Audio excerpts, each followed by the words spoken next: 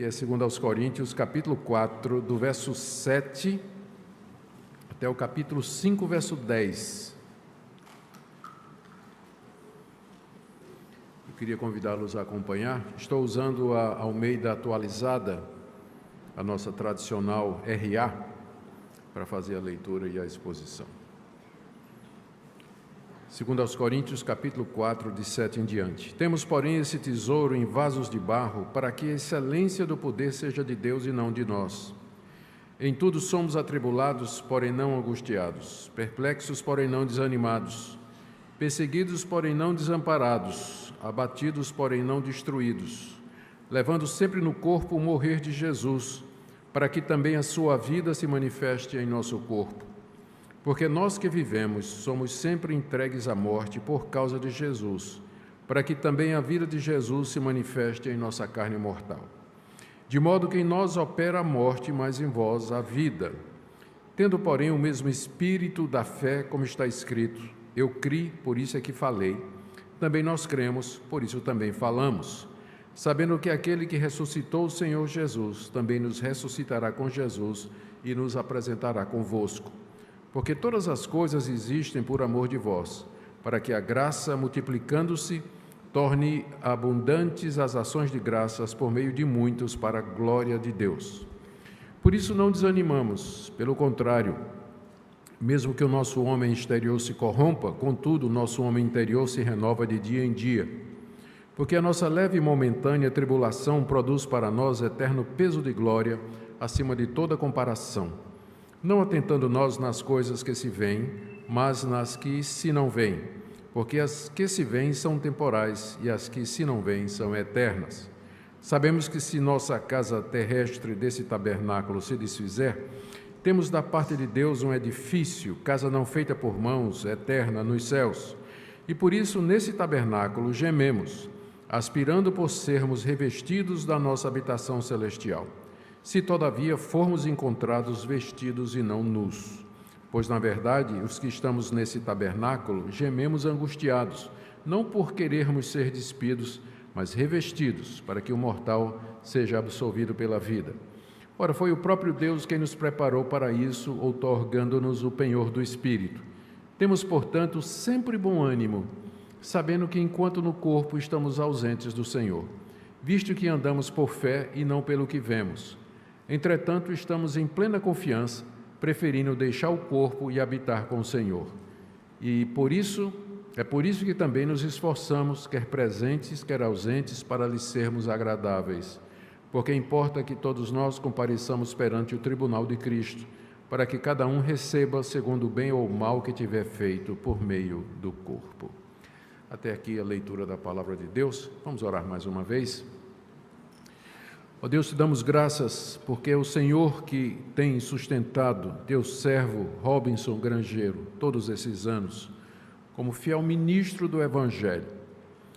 E, Senhor, como pastores, nós sabemos dos sofrimentos, das angústias, das dores, perplexidades que o teu servo enfrentou esses 35 anos. Apesar de tudo, hoje à noite ele está aqui para te render graças, porque nós não desanimamos, nós não perdemos o ânimo de te servir, porque é o Senhor que nos sustenta, e Ele sabe disso, e é por isso que nessa noite rende graças ao teu nome, juntamente com o seu rebanho, seus irmãos, amigos e colegas de ministério. Nós pedimos, Pai, que a exposição da tua palavra agora nos traga conforto, orientação, iluminação, tudo de acordo com a necessidade de cada um de nós e a tua vontade. Em nome de Jesus. Amém. Muito bem, queridos. O apóstolo Paulo nos dá na sua literatura pelo menos 5 listas dos sofrimentos que ele enfrentava como ministro de Jesus. 1 Coríntios, capítulo 4, de 11 a 12, e aqui na segunda carta, 4 listas. E essa aqui que eu li para vocês é uma delas. Essa relação que nós acabamos de ler aqui é uma dessas 5 listas dos sofrimentos do apóstolo Paulo. Qual a razão pela qual, nas 2 cartas que ele escreveu aos Coríntios, ele nos dá 5 listas de todos os sofrimentos que ele passou por causa de Cristo. O objetivo de Paulo era mostrar que esses sofrimentos, eles tinham um propósito da parte de Deus na sua vida como ministro. E ele faz isso para responder a acusações ou denúncias ou críticas feitas pelos seus inimigos. O apóstolo Paulo tinha muitos inimigos, especialmente aqueles da circuncisão que haviam abraçado o cristianismo e que insistiam que os gentios guardassem a lei de Moisés para serem salvos. Pessoas que Paulo enfrentou durante toda a sua vida. Pessoas que acompanhavam o ministério de Paulo, se infiltravam nas igrejas que Paulo havia fundado e corrompiam a fé simples no Evangelho da Graça com um legalismo absurdo que nunca foi orientado nem dito pelo Senhor Jesus como necessário para a salvação. Esses falsos mestres se apresentavam como apóstolos de Jesus Cristo e procuravam diminuir o apóstolo Paulo com algumas críticas. Primeiro, ele não era dos 12. Paulo não fazia parte do grupo original de discípulos que Jesus havia chamado. Segundo, ele não era nem da Judeia, ele era um judeu da dispersão, ele era de Tarso da Cilícia.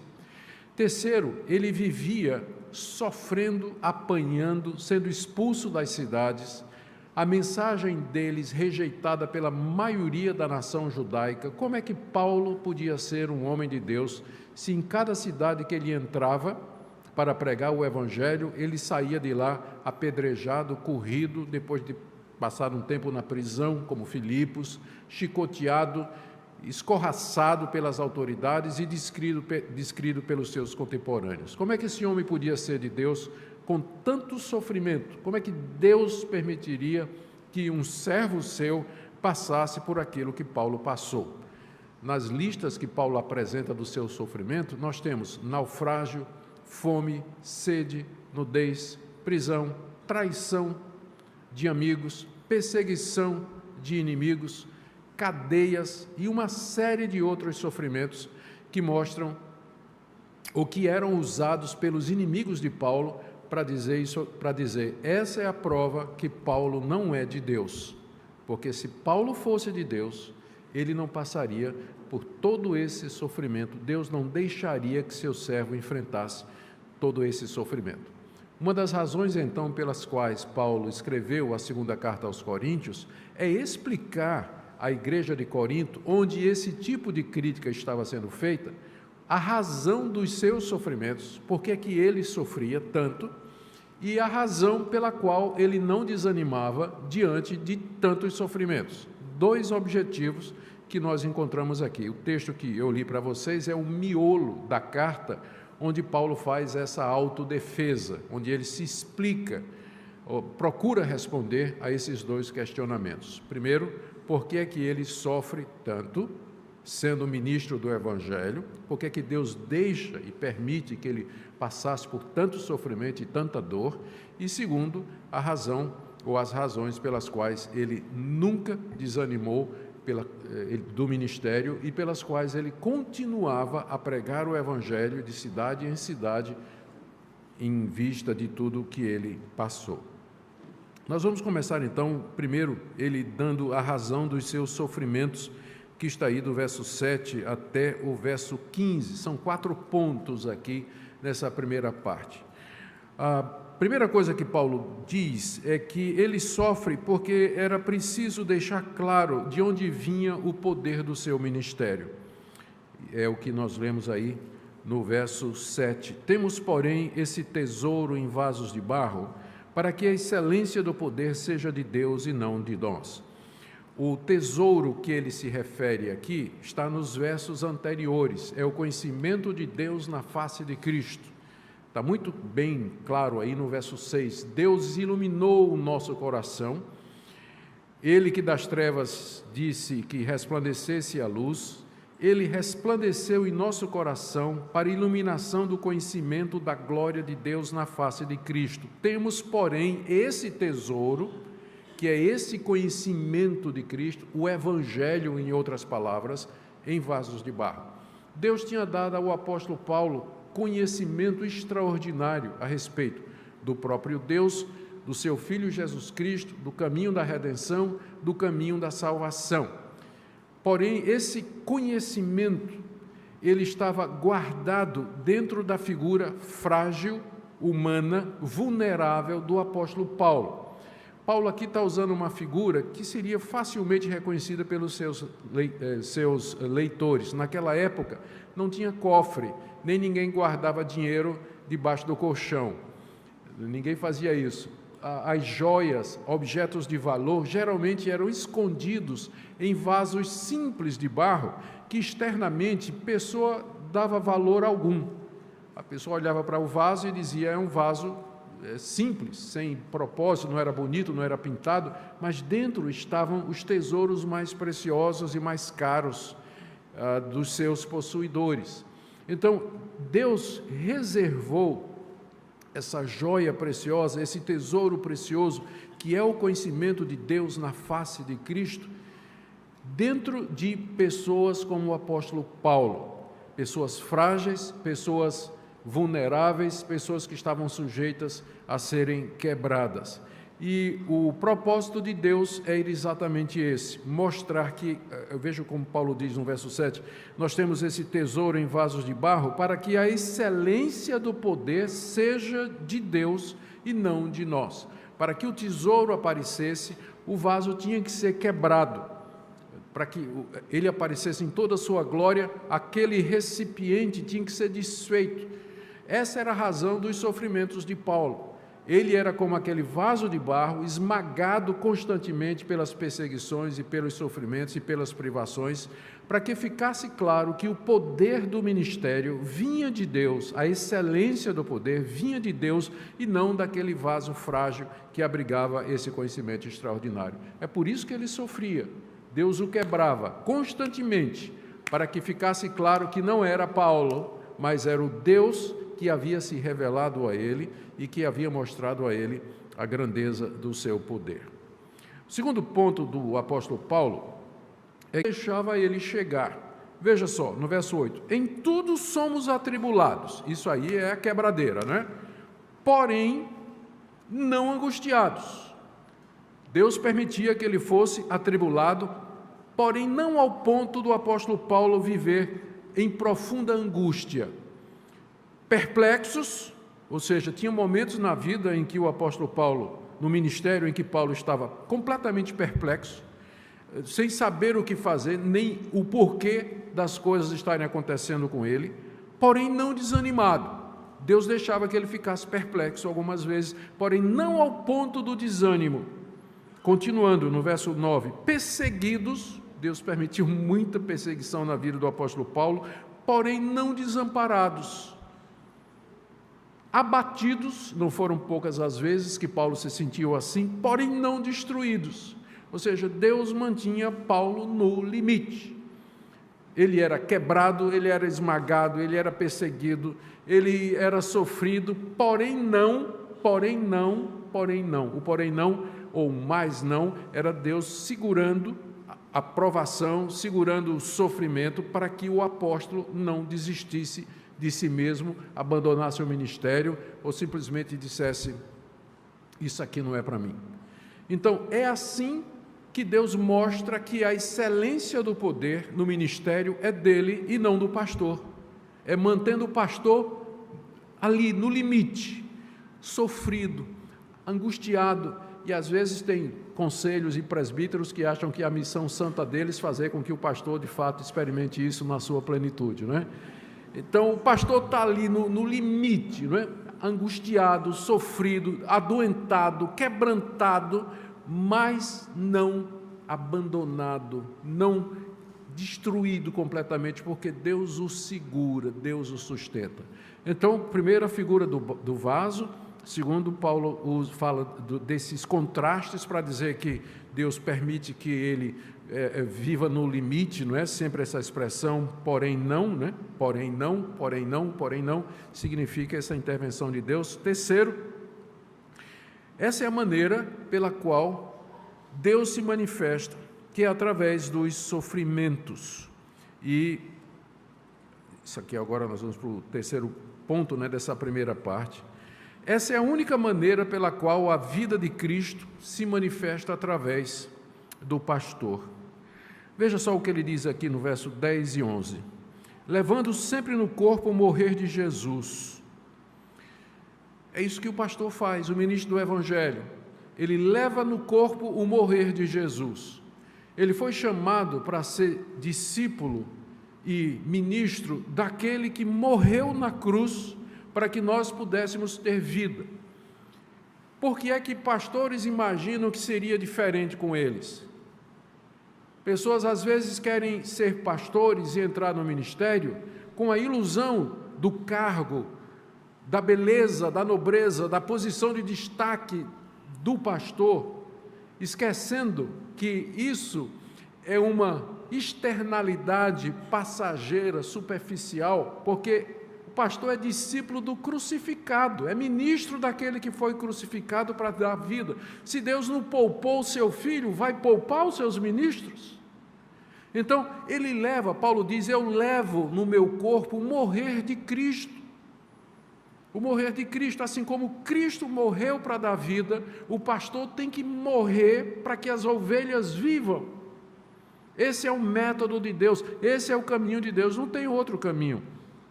Verso 10, levando sempre no corpo o morrer de Jesus, para que também a sua vida se manifeste em nosso corpo. O segredo do ministério, a eficácia do ministério pastoral é a manifestação da vida ressurreta de Cristo através do pregador do Evangelho, não somente da sua exposição, mas do seu próprio testemunho. Então, é Cristo fluindo, a vida de Cristo fluindo através do pastor, do pregador, que é a maneira pela qual Deus governa a sua igreja, espalha o Evangelho, chama pessoas, equipa pecadores e faz com que a sua igreja avance. Morte para que haja vida, morte de alguns para a vida de outros. E adivinhe quem é que morre?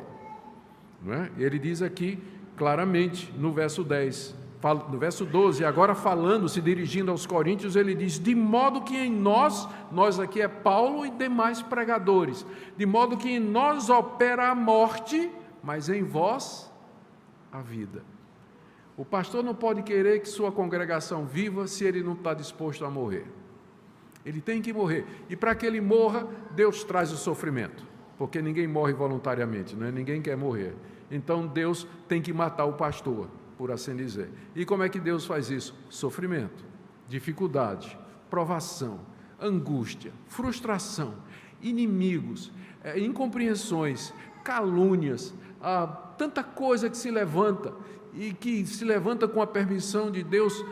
E às vezes o pastor clama e geme, como o apóstolo Paulo vai dizer aqui no capítulo 12, Senhor, tira esse espinho da minha carne, e a resposta de Deus é, não, a minha graça te basta, porque quando você está fraco, então é que você está forte, porque o meu poder se manifesta na fraqueza, o poder de Deus se manifesta na fraqueza do pastor, o vaso quebrado, o mas não, viver no limite, a morte diária para si, para seus planos, para o seu conforto, para que as ovelhas tenham vida à semelhança de Cristo. E finalmente, ele diz aqui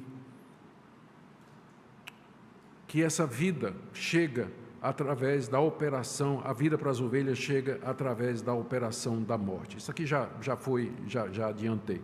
Deixa então resumir essa primeira parte aqui, para a gente passar rapidamente para a segunda. Paulo está respondendo à acusação, se você fosse um homem de Deus, você não sofreria tanto. Porque como é que Deus trata os seus ministros dessa forma?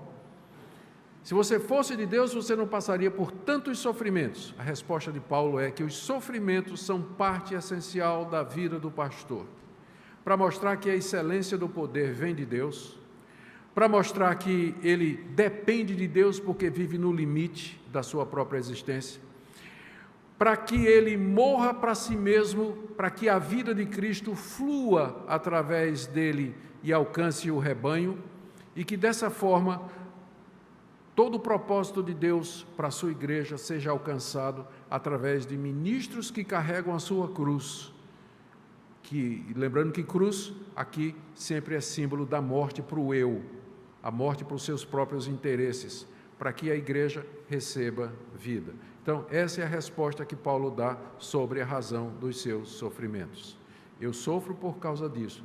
E eu desconfio que essa é a mesma razão pela qual Deus continua permitindo que os seus ministros passem por tanta angústia, sofrimento, dor, privações, dificuldades, incompreensões e uma lista enorme de outros contratempos que trazem quebrantamento profundo ao coração do pastor. E o alvo é esse mesmo, é como se Deus dissesse: eu sei que dói, mas você precisa disso, porque eu não posso usar um ministro arrogante, eu tenho que usar alguém quebrantado. Se eu não poupei o meu filho, também eu não pouparei aqueles que pretendem ser ministros do Evangelho. Nesses 35 anos de serviço a Deus, reverendo Robson Grangeiro sabe muito bem do que é que nós estamos falando. E sabe como é assim que funciona em todo pastor que quer servir a Deus, é dessa forma. Deus às vezes dá uma piscadela, cortesia do Todo-Poderoso, um tempo de alívio e descanso, mas a quebradeira sempre vem, né? E ela é constante na vida dos ministros do Evangelho. Então, essa é a razão pela qual Paulo diz que ele sofre tanto. Agora vem a segunda parte, e que eu espero colocar num tom mais encorajador, é que Paulo explica o porquê ele não desanima, porque, sinceramente, à luz do que Paulo, das 5 listas, que eu não tive a oportunidade de ler aqui para vocês, à luz dos sofrimentos que o apóstolo Paulo menciona nessas 5 listas na correspondência aos Coríntios, eu creio que a grande maioria dos pastores modernos já teria mudado de profissão há muito tempo. Quando veio a pandemia,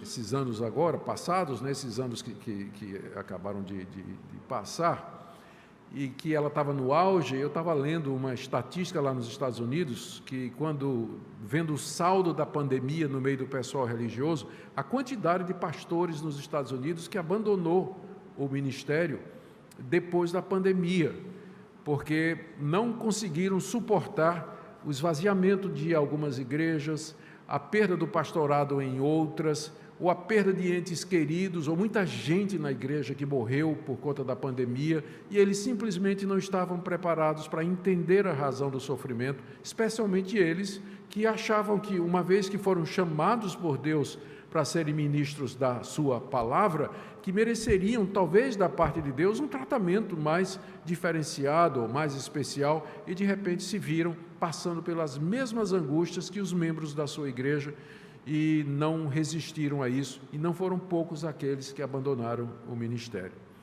Então, por que Paulo continuava? Por que ele continuava, né? Apanhando de cidade em cidade, sendo preso de cidade em cidade, sendo recusado de sinagoga em sinagoga? Entretanto, ele passou 15 anos na bacia do Mediterrâneo, ao lado do Ilírico, plantando igrejas, anunciando o Evangelho, com zelo, com dedicação, simplesmente imparável, né? Não sei se tem esse adjetivo aí, ou ele era imparável, nada parava o apóstolo Paulo. Por quê? Qual era o segredo do ministério desse homem? Ele nos diz aqui, do verso 13 do capítulo 4 até o capítulo 5, verso 10, são 5 pontos que ele coloca aqui, que eu vou correr aqui com vocês. O primeiro deles é que ele cria na ressurreição dos mortos. Ele cria na ressurreição dos mortos. E porque ele cria na ressurreição dos mortos, ele estava pronto para morrer no serviço de Cristo, pronto para sofrer a serviço de Cristo, porque ele sabia que a verdadeira vida ainda o aguardava. Verso 13, tendo, porém, o mesmo espírito da fé, como está escrito, eu criei, por isso é que falei, também nós cremos, por isso também falamos, sabendo que aquele que ressuscitou o Senhor Jesus, também nos ressuscitará com Jesus e nos apresentará convosco, porque todas as coisas existem por amor de vós, para que a graça, multiplicando-se, torne abundantes as ações de graças por meio de muitos para a glória de Deus. Paulo aqui está fazendo uma citação de Davi, no Salmo 116, verso 10. Lá nesse Salmo, Davi fala que mesmo diante dos inimigos, diante das dificuldades que ele enfrentava como rei, como servo de Deus, ele continuava falando, cantando e louvando a Deus no seu ministério de salmista, porque ele cria que Deus haveria de lhe dar a vitória. Eu creio, por isso que eu falo. É isso que Davi disse no Salmo 116. E Paulo se apropria dessa passagem. Eu creio, por isso que eu continuo falando.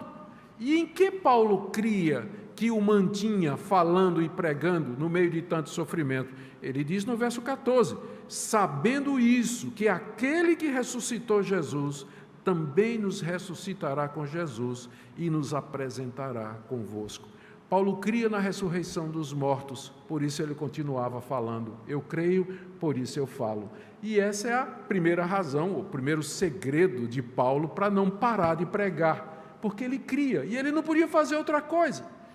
Ele cria na ressurreição, ele cria que haveria um dia em que os mortos haveriam de ressuscitar pelo poder de Cristo, e que uma nova vida, a vida eterna, no novo céu e na nova terra, teria início, e que ele participaria juntamente com os coríntios, que eram crentes, como ele diz aqui, Cristo nos ressuscitará e nos apresentará conosco, juntos, convosco, aliás, juntos estaremos nessa nova realidade, no mundo vindouro que se aproxima. Quando o pastor crê nisso de todo o coração, e ele é motivado por isso de todo o coração, ele enfrenta qualquer dificuldade, porque ele sabe que nada aqui nesse mundo pode se comparar com a glória da ressurreição. Ele crê nisso, por isso que ele fala, por isso que ele fala. E ele termina dizendo que essas coisas existem para a glória de Deus, todas essas coisas existem por amor de vós, para que a graça, multiplicando, se torne abundante as ações de graças por meio de muitos para a glória de Deus. O que Paulo está dizendo é que essas pessoas, essas coisas, essa maneira de Deus agir, faz com que as pessoas alcançadas pelo ministério dele deem mais graças a Deus, especialmente aquelas que pensam na ressurreição e vivem pela ressurreição e agradecem a Deus por isso. E no final, toda a glória acaba sendo de Deus. É isso que ele quer dizer aqui no verso 15, você vê que ele termina dizendo que as ações de graças abundantes por meio de muitos redundam para a glória de Deus. Então essa é a primeira razão que ele não desanima. Ele crê na ressurreição dos mortos, por isso ele continua e está pronto a morrer e sofrer por amor de Cristo Jesus. Eu creio que também esse é um excelente incentivo para muito, não só para os pastores, mas para os crentes em geral. Especialmente para aqueles abatidos pela questão da política brasileira, a situação da economia brasileira, as perspectivas do futuro. Nós não vivemos por essas coisas. Nós cremos na ressurreição dos mortos, por isso falamos, independentemente do cenário político. Nós vamos continuar falando, porque nós cremos em algo maior e superior. E é isso que guia, não somente o pastor no ministério, mas o crente na sua vida, no dia a dia. Segunda razão, segundo ponto de Paulo, por que é que ele não desanima? É porque ele faz uma comparação entre o sofrimento presente e a glória futura, nos versículos 16 até capítulo 5, verso 1. São 4 contrastes que ele faz.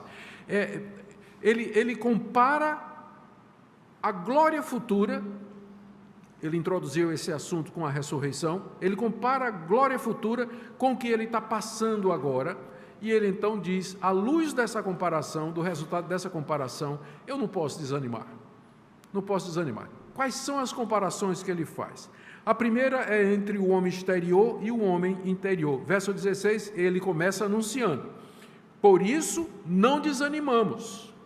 Então, ele agora está mudando de assunto, né? Ele está dizendo agora por que é que ele não vai desanimar. Então, por isso não desanimamos. 2 pontos. Então, vem as 4 razões, na forma de 4 contrastes, porque ele não desanima. O primeiro é esse. Não desanimamos porque mesmo que o nosso homem exterior se corrompa, contudo, o nosso homem interior se renova de dia em dia. O homem exterior é o que nós somos no nosso corpo humano. É o homem exterior porque ele está em contato com o exterior, com a realidade física. Então está sujeito a doenças, passar fome, passar necessidade, a sentir dor, envelhecimento e finalmente a morte. Esse é o nosso homem exterior. né? Ele está se corrompendo. Cada dia que passa, ele se corrompe no sentido não ético, de pecado, né? Porque ele já é, mas ele se deteriora. A cada dia você está se deteriorando mais um pouco. Seus músculos, seus nervos, o seu coração, tudo que você é, seus ossos, a cada dia que passa, está se corrompendo, deteriorando mais um pouquinho. Mas em contraste, a cada dia o homem interior se renova, que é aquele que vai permanecer por toda a eternidade, num corpo novo que vai ser dado na ressurreição. Então eu estou ficando mais velho, estou ficando mais cansado, eu estou ficando mais doente, estou me aproximando mais da morte, eu sinto isso muito mais do que ele, não é? Mas ele vai chegar onde eu estou também, vai chegar lá, só uma questão de tempo. Não é? Então, não é, reverendo? A gente vai ficando, o nosso corpo exterior vai se desfazendo, mas o interior se renova. Eu sinto que hoje eu conheço a Deus, amo a Deus e o meu Senhor Jesus Cristo muito mais do que há 42 anos atrás, quando eu me converti. Muito mais. O meu homem exterior está se corrompendo, mas o meu interior se renova dia a dia.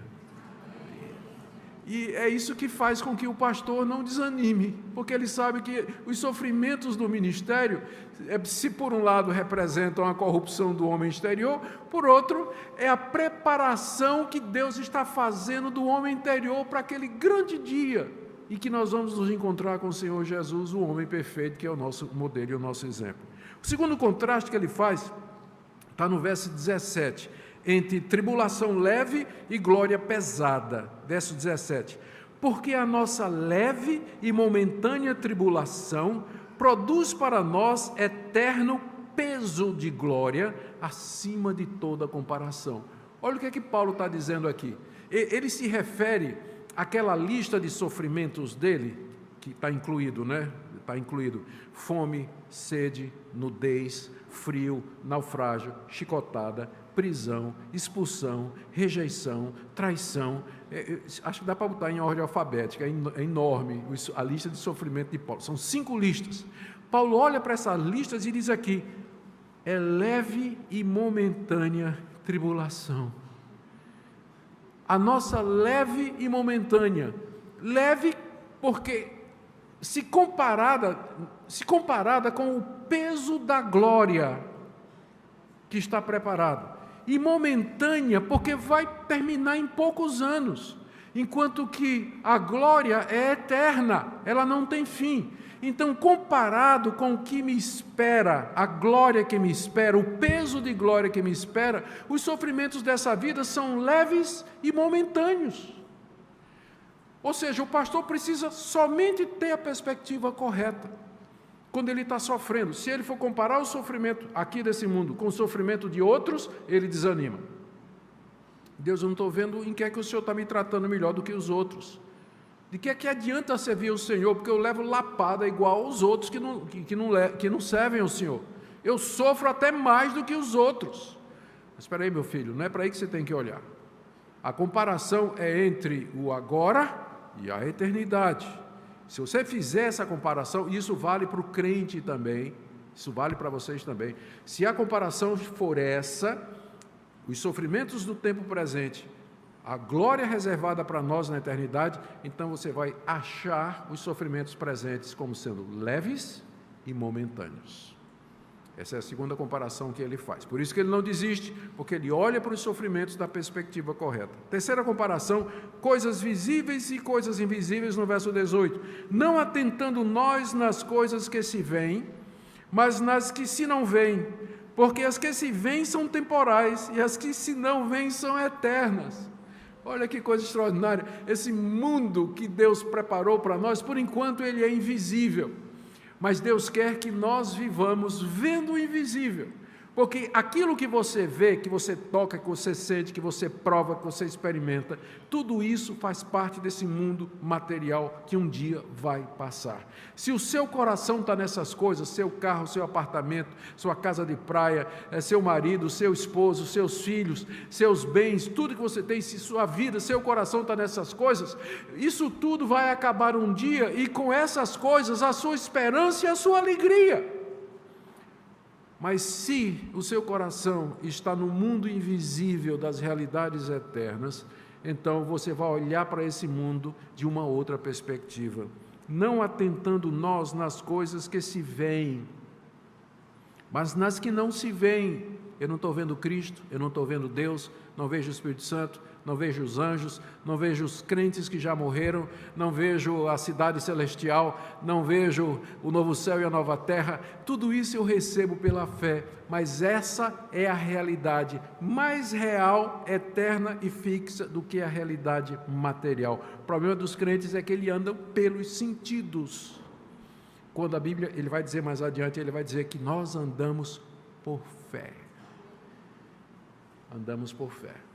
Esse é o terceiro contraste. O quarto contraste que Paulo faz, que coloca em perspectiva o sofrimento dele, que faz com que ele não desista, é o contraste entre tabernáculo terrestre e casa nos céus. Capítulo 5, verso 1. Sabemos que se nossa casa terrestre desse tabernáculo se desfizer, temos da parte de Deus um edifício, casa não feita por mãos, eterna nos céus. Esse contraste Paulo podia fazer muito bem. Qual era a profissão dele?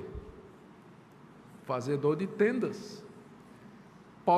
Era a profissão dele. Paulo sabia fazer tendas, mas ele sabia também que, por mais bem feita que uma tenda fosse feita, ela estava sujeita às intempéries. Ela acabava vazando água da chuva, ela acabava ressecando, as peles ressecando por causa do sol, ela não aguentava por muito tempo o vento e a areia que penetrava, e no fim o tabernáculo, que é outro nome para tenda, acabava se desfazendo. Ele compara o nosso corpo aqui como sendo uma tenda, em contraste com o corpo da ressurreição, que é chamado de um edifício feito por Deus, e que, portanto, não morre, não é destruído, não se corrompe e permanece para todo sempre. Nosso corpo aqui é como uma tenda que vai se desgastando com o uso e eventualmente ela vai se desfazer debaixo dos elementos. Mas aí nós teremos de Deus o corpo da ressurreição, que ele diz que, em contraste, é uma casa, um edifício feita por Deus nos céus que nos aguarda. Então, quando você olha dessa perspectiva, que sua vida aqui é como uma tenda provisória, eu já acampei muito de tenda, né? Porque na minha época os acampamentos eram tudo à base de tenda, não era, Reverendo? Hoje em dia não, os jovens é tudo Nutella, né? Quer ir para hotelzinho, né? Vamos acampar, acampamento de jovem, tem que ser hotelzinho, né? Com ar-condicionado. Eu fui acampar de tenda no meio do mato lá com a minha mocidade, né? Então eu sei bem o que é tenda. Os jovens de hoje não sabem, tem que explicar para os jovens de hoje o que é uma tenda, né? Muito bem. Então a nossa vida aqui é comparada com isso. E a vida na glória é essa casa que Paulo diz aqui, um edifício, casa não feita por mãos, eterna nos céus. Então esse é o último contraste. São 4 contrastes e que ajudam Paulo a colocar o coração na direção certa e olhar para a realidade da perspectiva correta. Se você olha para o sofrimento, se o pastor olha para o sofrimento no ministério, da perspectiva da eternidade, como Paulo fazia, ele não desanima. Ele não desanima. Ele sabe que o homem exterior se corrompe, mas o interior se renova. Ele sabe que os sofrimentos desse mundo, no fim, eles são leves e momentâneos, comparados com a glória pesada e eterna nos céus. Ele não presta atenção, não vive pelas coisas que ele vê por esse mundo sensível, não é? Sensorial, mas ele vive pelas coisas invisíveis que são eternas. E ele sabe que a vida dele é como uma tenda comparada a um edifício que Deus preparou no céu para ele. Isso que é dito do pastor vale para todos os membros da igreja também. É dessa forma que você devia viver. Você que está passando por sofrimento, doença, angústia, problema financeiro, problema com o filho, problema com o marido, enfim, né? Todos os sofrimentos comuns da vida, olha para isso da perspectiva correta que o apóstolo Paulo aqui nos ensina. E você vai entender, e você vai encontrar alívio e descanso e coragem para continuar a ser crente, mesmo quando tudo dá errado. Porque ser crente quando tudo está indo bem é muito fácil, né? Agora pergunte a Jó o que é que representa ser crente quando tudo dá errado. Muito bem, esse é o segundo ponto. Lembra o que é que eu estou fazendo aqui? Eu estou expondo a resposta de Paulo, porque é que ele não desanima. Ele nos anima porque ele cria na ressurreição, creio, por isso falei.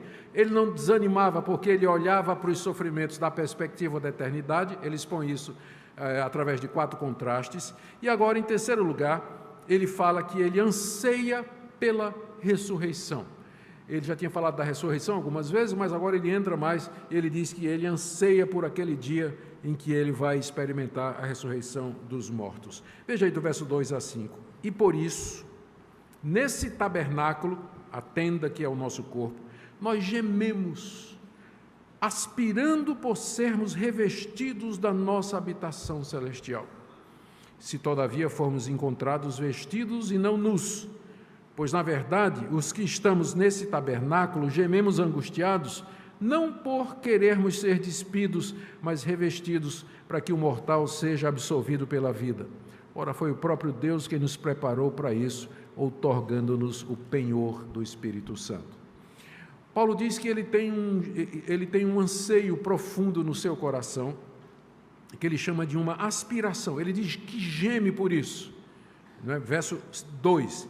Nesse tabernáculo nós gememos, aspirando, desejando intensamente sermos revestidos da nossa habitação celestial. Paulo não somente cria na ressurreição, mas ele ansiava pela vinda de Cristo, quando então ele trocaria a tenda pelo edifício e o seu corpo seria revestido dessa habitação celestial. Era isso que o animava, isso o encorajava, esse é o desejo da sua alma, enquanto que muitos desejam formar-se, não tem nada errado com isso, encontrar um casamento, não é? Maravilha, todo mundo anseia por isso, não é? Comprar um apartamento, ter a vida financeira resolvida, são desejos comuns e que são lícitos, mas que não deveriam ser o gemido e a aspiração mais profunda do pastor e do rebanho. Aqui Paulo aspira e geme por uma coisa, ele quer que a ressurreição dos mortos chegue. Ele quer que chegue a ressurreição dos mortos. Você me pergunta, pastor, por que ele não pede o céu?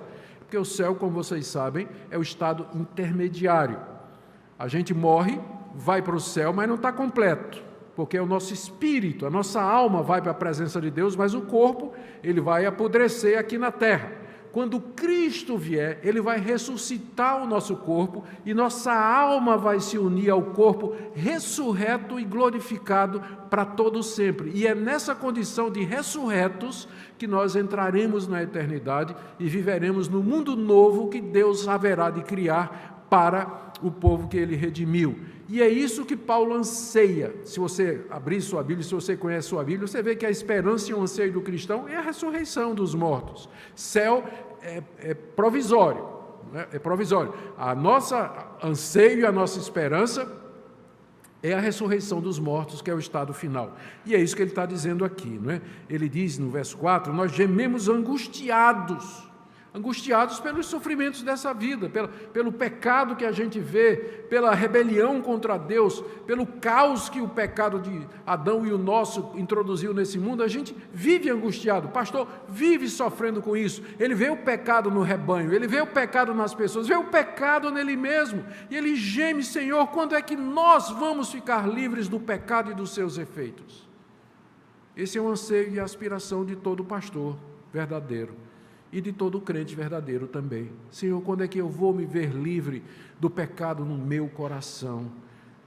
Dessa tendência, desse hábito que eu não consigo vencer, dessa prática pecaminosa que me humilha, que me derruba, que me faz passar vergonha diante do Senhor e pensar em desanimar. Senhor, quando? Quando eu me verei livre disso? E a resposta é aqui nesse mundo. Sim, santificação pelo Espírito Santo, incompleta, imperfeita, e finalmente a ressurreição dos mortos, quando o pecado será tirado para sempre de todos nós. Eu não consigo imaginar como é isso, porque minha vida toda eu fui pecador, né? Pode não parecer, mas minha vida toda eu sempre fui pecador. Eu não consigo imaginar, reverendo, como é viver sem pecado. Como será?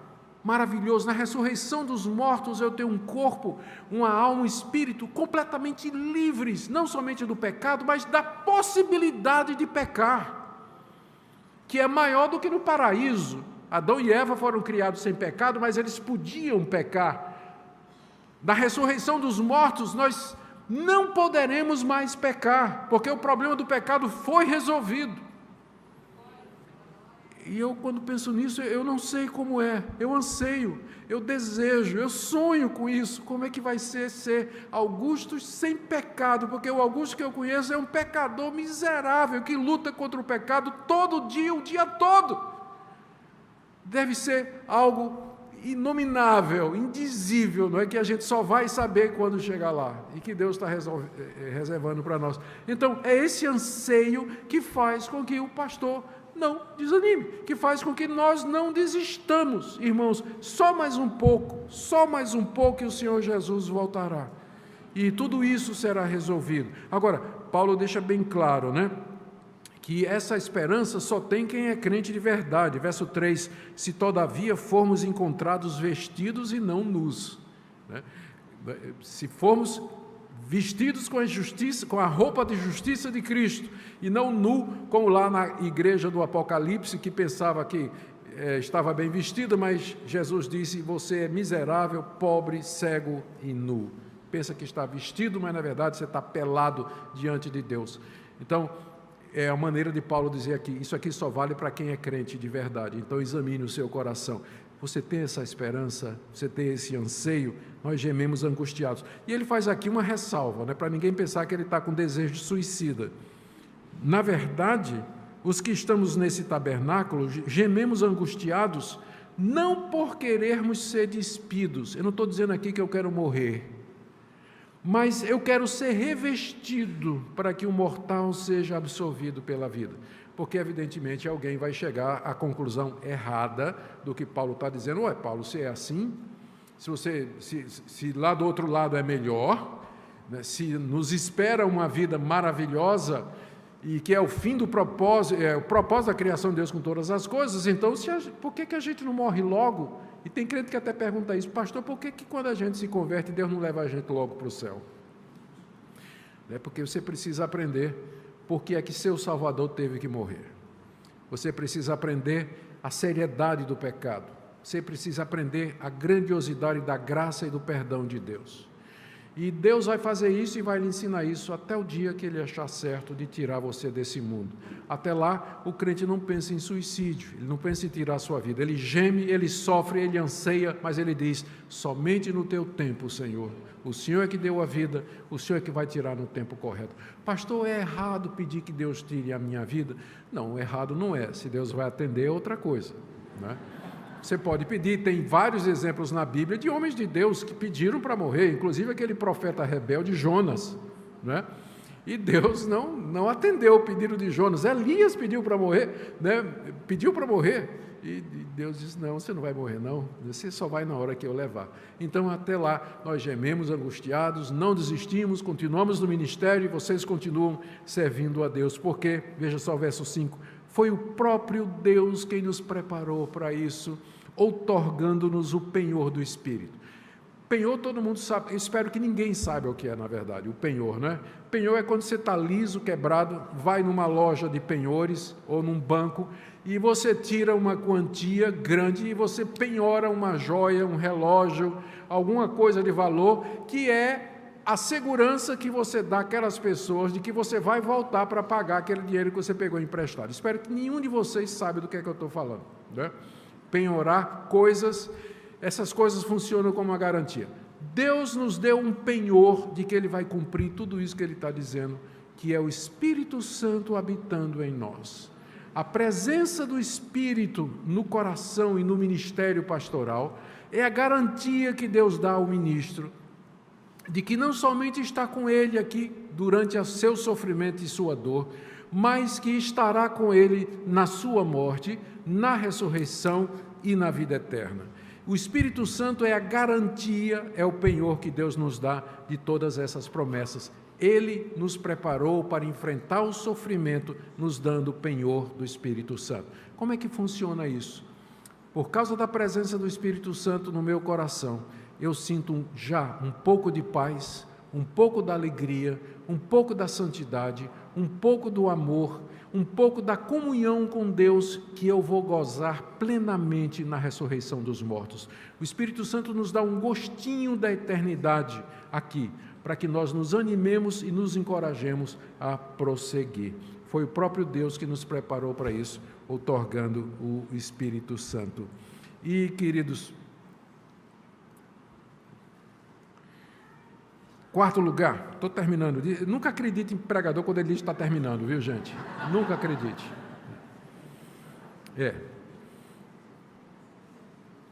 Isso aqui é muito importante. Só recobrando. Paulo está explicando por que é que ele não desanima. Por que é que ele não desanima? Ele não desanima, primeiro, porque ele crê na ressurreição, por isso ele fala. Ele não desanima porque ele faz comparações entre o sofrimento presente e a glória. Terceiro, ele não desanima por conta da ressurreição, do anseio, do gosto pela ressurreição que o Espírito Santo coloca nele. Em quarto lugar, ele não desanima por conta ele vivia sempre animado, esperando o encontro com o Senhor Jesus. Eu considero de tudo que foi dito aqui, esse aqui extremamente instrutivo. Tudo é instrutivo aqui. Verso 6.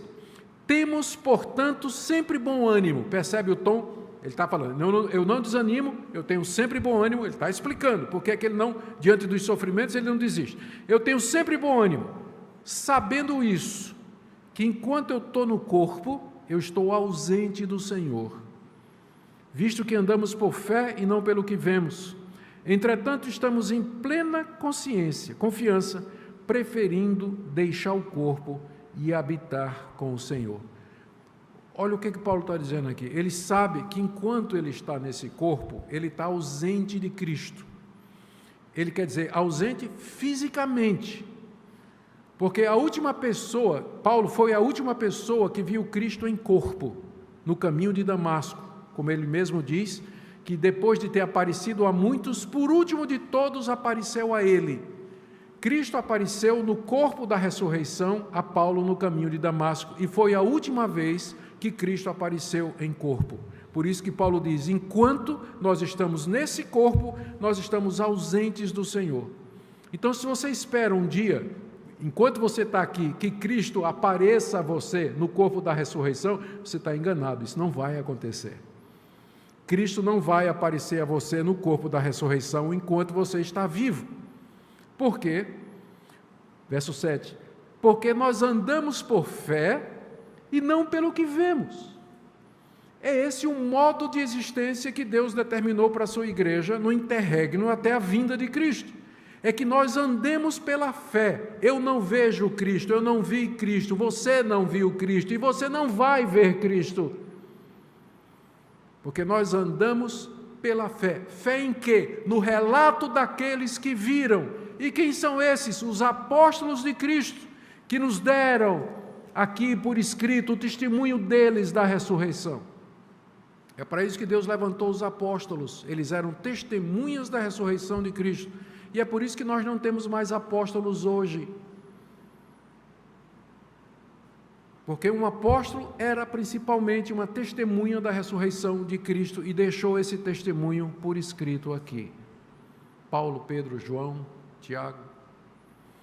Eu não preciso de ninguém hoje, não preciso de um apóstolo vivo hoje para me dizer essas coisas, porque eu, quando abro a Bíblia, eu encontro o testemunho de Paulo, de Pedro, de João, de Mateus, todos eles. Então nós andamos por fé. Você não anda por sentimento, você não anda por emoções, mas você anda pela fé na palavra de Deus. E é isso que muito pastor não entende e muito crente não entende, que ele fica eu confesso, eu já pedi a Deus, se tão somente o Senhor falasse, eu ouvisse a tua voz, porque eu estou confuso, eu não sei o que fazer, estou perplexo. Me dê uma direção, Senhor. Se o Senhor aparecesse num sonho, numa visão, quem sabe o Senhor mandasse um anjo para me dizer o caminho. Deus nunca atendeu essa minha oração. Eu não creio que é por falta de fé, não. Mas é porque está escrito que nós andamos por fé e não por vista. Nós andamos por fé e não por ouvido. Nós andamos por fé e não por sentimentos. E fé é você receber a palavra de Deus, crer nela e viver por ela. E foi Deus quem nos preparou para isso. Então, enquanto nós estamos no corpo, estamos ausentes de manifestações físicas, corpóreas, visíveis, sensoriais do Senhor Jesus, porque nós andamos pela fé naquilo que a Bíblia nos diz a respeito dele, e não pela vista. Nós não o vemos ressurreto, mas cremos nele. Entretanto, estamos em plena confiança, preferindo deixar o corpo e habitar com o Senhor. Claro, se você me perguntar o que é que você prefere, eu digo, Senhor, se o Senhor me dá a chance, eu prefiro abandonar o corpo e estar com o Senhor, estar com Ele, com o corpo da ressurreição, pessoalmente, que é o que vai acontecer quando Ele voltar. Por isso que a gente não desanima, por isso que o pastor não desanima. O último argumento de Paulo, por que é que ele não desanima, é que ele sabe que vai ter um dia do juízo, em que ele vai ter que prestar contas ao Senhor Jesus de tudo que ele fez com o corpo. Olha o que ele diz aqui, verso 9. É por isso que também nos esforçamos, quer presentes, quer ausentes, para lhes sermos agradáveis, porque importa que todos nós compareçamos perante o tribunal de Cristo, para que cada um receba segundo o bem ou o mal que tiver feito por meio do corpo. Um dia nós estaremos diante do tribunal de Cristo. E o Senhor Jesus nos acolherá. Naquela ocasião, as pessoas sempre me perguntam, para que isso, não é? Dia do juízo. A pessoa, quando crê, ela já não é julgada, já está salva, já está perdoada? Por que o dia do juízo?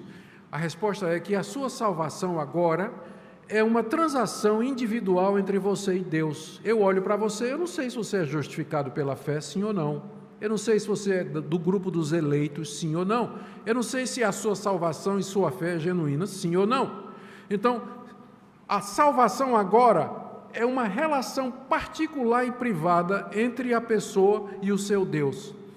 É no dia do juízo que Deus vai tornar público quem de fato creu, quem era de fato filho dele ou não. É por isso que é preciso esse tribunal, esse dia do juízo, em que Cristo vai chamar o seu povo e vai dizer, esses são aqueles que creram em mim, e viveram, e morreram por amor a mim e pela fé. E nós então estaremos naquele dia. Paulo sabe que é esse dia da vindicação pública da igreja, que ela é chamada inclusive de invisível na teologia reformada, exatamente porque nós não sabemos quem são. Só naquele grande dia que nós saberemos. Por isso que o juízo é necessário, para que Deus mostre e apresente ao mundo o seu povo, que só Ele conhece. Só Ele conhece.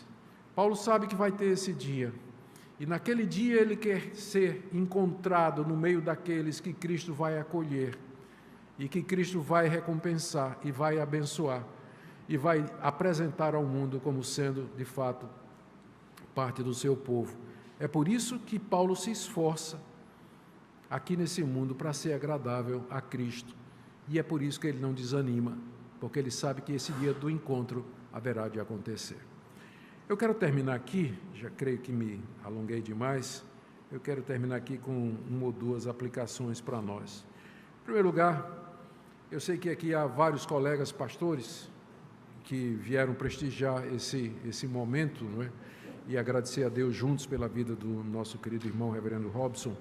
Colegas que talvez estejam amargurados, magoados com os sofrimentos do ministério e dessa vida. Lembremos do nosso Senhor e Salvador, a quem nós representamos como pregadores, e dos sofrimentos dele por nós. Lembremos que nós somos vasos de barro destinados a ser quebrados para que através de nós a vida do Salvador se manifeste. Medite que os sofrimentos pelos quais você passou, está passando, nada são comparados com a glória que haverá de vir. E cobre ânimo, colega, não desanime, não deixe o seu coração se ressecar com as agruras do ministério. Não guarde uma raiz de amargura, uma frustração no coração que vai impedir que você seja um canal de bênção para os membros da sua igreja que estão sofrendo mais, inclusive do que você. Mais inclusive do que você. Também uma palavra aqui aos colegas que estão se sentindo inúteis, talvez porque não estão mais atuando no ministério ou acham que o ministério deles não tem valor. Até o final da nossa vida, nós seremos vasos a serem quebrados para a honra e glória do nosso Salvador. A nova geração, isso aqui é importante, a nova geração carece de exemplos. Vem uma nova geração de ministros do Evangelho aí, mas eles precisam de exemplos, eles precisam olhar para aqueles que terminaram bem, porque mais importante do que começar bem é terminar bem. A quantidade de pastores que caem pelo caminho, que não chegam bem ao final, é muito grande. E a nova geração precisa de exemplos, precisa de referenciais. Portanto, não desista, querido colega, irmão. Uma palavrinha aos membros da igreja, aos irmãos em Cristo. Não desista também, isso que foi dito aqui se aplica a você também. Essa palavra é para você também. Os sofrimentos dessa vida têm como objetivo quebrar sua confiança em você mesmo, para que você deposite completamente a sua esperança nas coisas celestiais, para que você aprenda a andar pela fé, e não pelo que você sente, pelo que você tem ou pelo que você vê, para que você aprenda que as coisas que nos aguardam, em comparação, são muito melhores, maiores, do que os leves e momentâneos sofrimentos que nós passamos aqui.